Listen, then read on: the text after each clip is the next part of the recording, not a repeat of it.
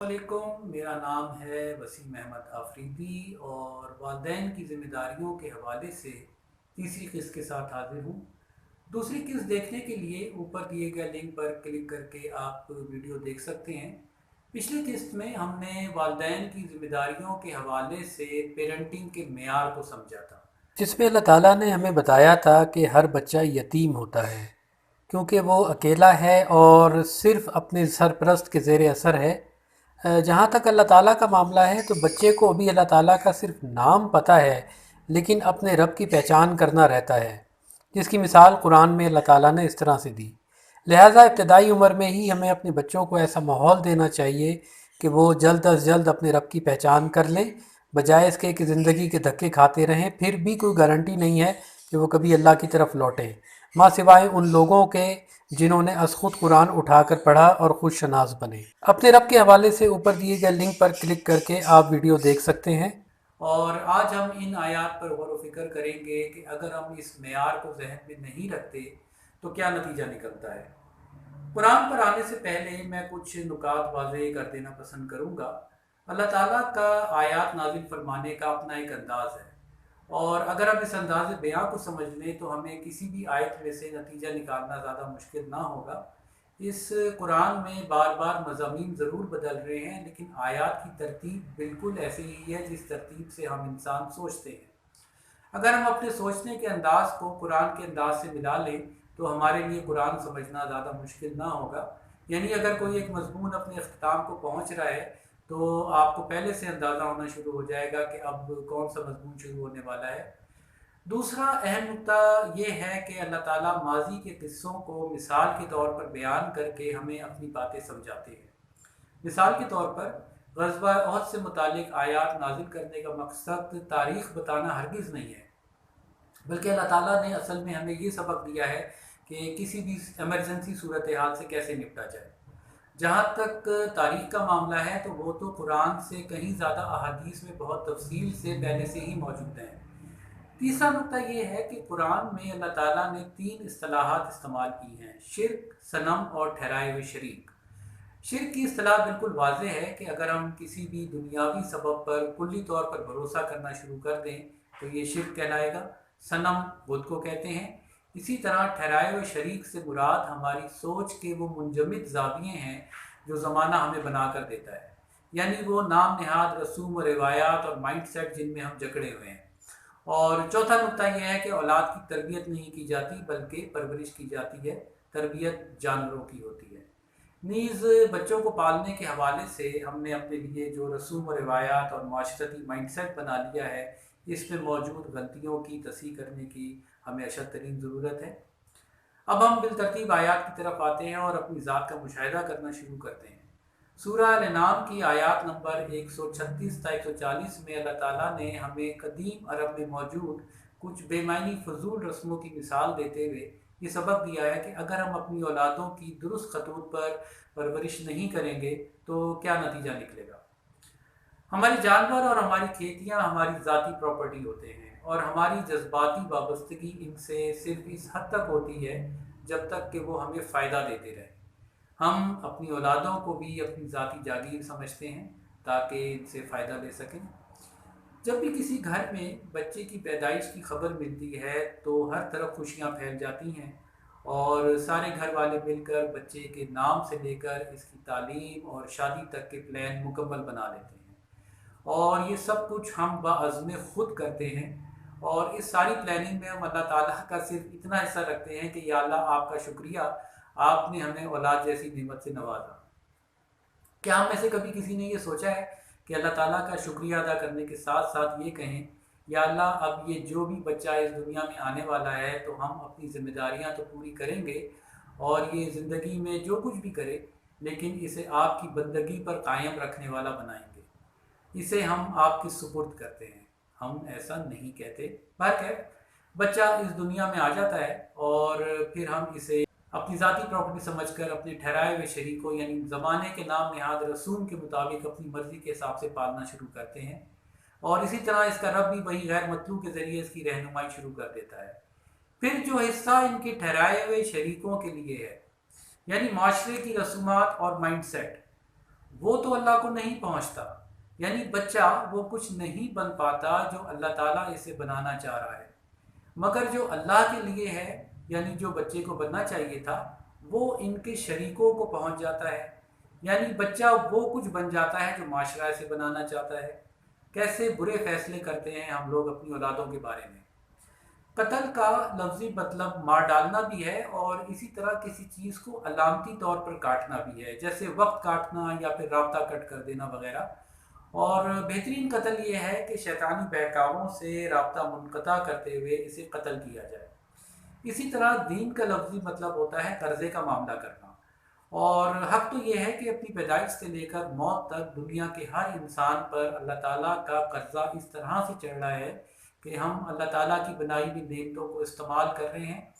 اور اس قرضے کو اتارنے کا بہترین طریقہ یہ ہے کہ ان نعمتوں کو بھرپور طریقے سے استعمال کرتے ہوئے ہر وقت احسن صحیح کی جائے۔ لیکن دکھ اور افسوس یہ ہے کہ ہم اپنی اولادوں کا قتل کرتے ہیں، یعنی ان کا رابطہ ان کے رب سے منقطع کر دیتے ہیں، اور اپنے اس عمل کو ہم بہت خوشنما سمجھتے ہیں، صرف یہ سوچ کر کہ بچہ ہماری مرضی کے حساب سے ڈھلتا چلا جا رہا ہے، اور یوں اس کے دین کو اس پر مشتبہ کر دیتے ہیں، اور بچہ کنفیوز مائنڈ کا ایک عجیب و غریب شخصیت بن کر رہ جاتا ہے، جسے اپنی آئندہ آنے والی زندگی کا لائحہ عمل تک نہیں پتہ ہوتا۔ اس مقام پر ایک اہم ترین نقطہ واضح کر دوں کہ دنیا کے ہر ماں باپ اپنے بچوں کے ساتھ پرخلوص تو ضرور ہوتے ہیں، لیکن شیطان کے پھیر میں آ کر بہت غیر محسوس طریقے پر زمانے کی نام نہاد بندشوں میں جگڑ جاتے ہیں، جس کا اظہار ہم اکثر یہ کہہ کر کرتے ہیں کہ لوگ کیا کہیں گے، حالانکہ لوگ تو ہم خود بھی ہیں، اور اگر ہم چاہیں تو اپنے آپ کو بدل سکتے ہیں۔ اس آیت کے آخری حصے میں اللہ تعالیٰ نے ایک دم سے ڈرامائی موڑ لیتے ہوئے اولادوں کو مخاطب کرتے ہوئے فرمایا، اور اگر اللہ چاہتا تو یہ ایسا ہرگز نہ کرتے، تو آپ ان کو جو غلط باتیں بنا رہے ہیں ان کے حال پر چھوڑ دیں، یعنی اگر اللہ چاہے تو سب کو ایک ہدایت پر لے آئے، لیکن اللہ تعالیٰ ایسا صرف اس وجہ سے نہیں کرتے کیونکہ پھر اس دنیا کی آزمائش کیسے بنے گی۔ دنیا کے رشتے صرف آزمائش کا سبب ہیں، اس کے علاوہ اور کچھ بھی نہیں۔ آیت نمبر 138 کے مطابق وقت بدلا اور اب اولادیں جوان ہو چکی ہیں، لیکن ماں باپ کی اجارہ داری اپنی جگہ قائم ہے، اور وہ یہ نہیں جانتے کہ اب پیرنٹنگ کا وقت ختم ہو چکا ہے، لہٰذا ان کے یعنی کہ بچوں کے پروفیشن سے لے کر شادی بیاہ میں بیجا کی رکاوٹیں ڈالی جا رہی ہیں، اور یہ کہا جا رہا ہے کہ کسی اور کو یہ حاصل نہیں ہے کہ اولادوں کے فیصلے کریں، جس کے نتیجے میں اولادیں بھی سرکش ہوتی چلی جا رہی ہیں، اور کچھ بچوں پر سواری یا بار برداری حرام کر دی گئی ہے، یعنی کچھ بچے اتنے ناکارہ ہو چکے ہیں کہ اب وہ معاشرے کے کسی کام کے نہیں رہے، ماں سوائے اس کے کہ جرائم میں ملوث ہو جائیں۔ میں ذاتی طور پر ایسے کئی والدین کو جانتا ہوں جن کے بچے ایڈولسنس کی عمر میں آ کر بری طرح ہاتھ سے نکل گئے،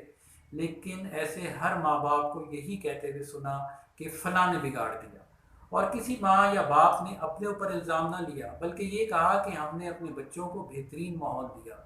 یہ سب بیکار کی باتیں ہیں اور اللہ تعالیٰ پر جھوٹ باندھنے کے مترادف ہے۔ اس طرح اللہ تعالیٰ انہیں ان کی سرکشی کی سزا دیے چلا جا رہا ہے۔ آیت نمبر 139 کے مطابق بہت برے حالات میں اگلی نسل کے نکاح بیاہ ہوئے، لیکن اب معاشرہ بری طرح بگڑ چکا ہے، زوجین میں روز کی لڑائی جھگڑے ہو رہے ہیں، گھروں میں مردوں کی اجارہ داری قائم ہو چکی ہے، معاشرہ ہمیشہ مرد بناتا ہے اور عورت اسے ایڈمنسٹریٹ کرتی ہے، لیکن جس وقت یہ میزان خراب ہو جائے تو عورتوں پر کئی چیزیں حرام کر دی جاتی ہیں، جس کے نتیجے میں اگلی پوری نسل کا بیڑا غرق ہو جاتا ہے، اور جب بچہ مردہ ذہنیت کا پیدا ہوتا ہے یا مورچہ ذہنیت کا جب بڑا ہو کے بن جاتا ہے تو سب ایک دوسرے کو قصوروار ٹھہراتے ہوئے برابر کے حصے دار بن جاتے ہیں۔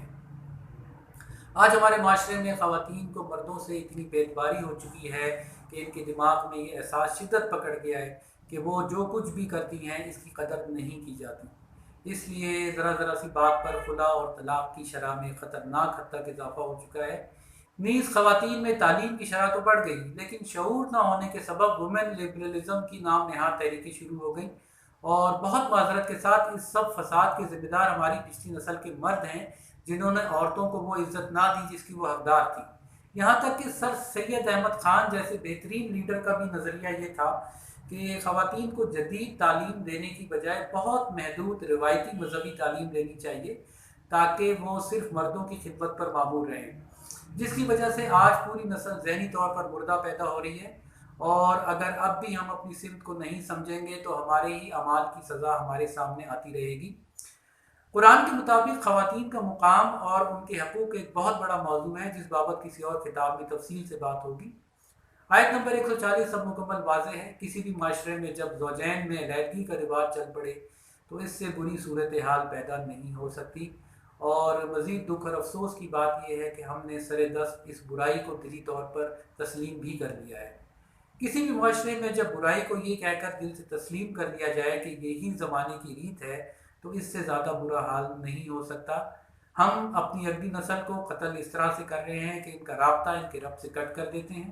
قدیم عرب میں تو حقیقتاً قتل کر دیتے تھے۔ وہ تو بہت بڑا گناہ اس طرح سے تھا کہ نہ صرف بچے کا رابطہ اس کے رب سے ختم کر دیا بلکہ اس کی زندگی بھی ختم کر دی۔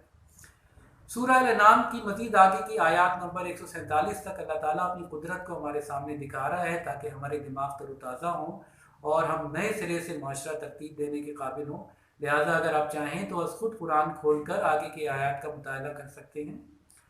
ایک خاندان اپنے اندر پورا معاشرہ ہوتا ہے تاکہ ایک نسل اپنے مرنے سے پہلے دنیا کو اگلی بہترین نسل دے کر مرے، اور ہمیں اس بات کی اہمیت کو سمجھتے ہوئے خاندان کی اہمیت کی قدر کرنی چاہیے۔ آج کی خطاب میں اللہ تعالیٰ نے ہمیں ہمارے ہی معاشرے کی وہ دردناک تصویر دکھائی ہے جس کا ہم بری طرح شکار ہو چکے ہیں، لیکن اللہ ہے وہ جو کسی بھی حال میں اپنے بندوں کا ساتھ نہیں چھوڑتا۔ لہذا اسی معاشرے میں رہتے ہوئے نہ صرف شدید بگڑی ہوئی نوجوان نسل کے لیے بھی اللہ تعالیٰ نے قرآن میں آیات رکھی ہیں تاکہ بگڑے نوجوان اور نئی نسل درست راہ پر آئے، اور جو اچھے ماحول میں بچے پلے بڑے ہیں وہ مزید آگے بڑھیں، جن کا ذکر ہم اپنے اگلے خطاب میں کریں گے۔ اس وقت تک آپ سب پر سلامتی ہو۔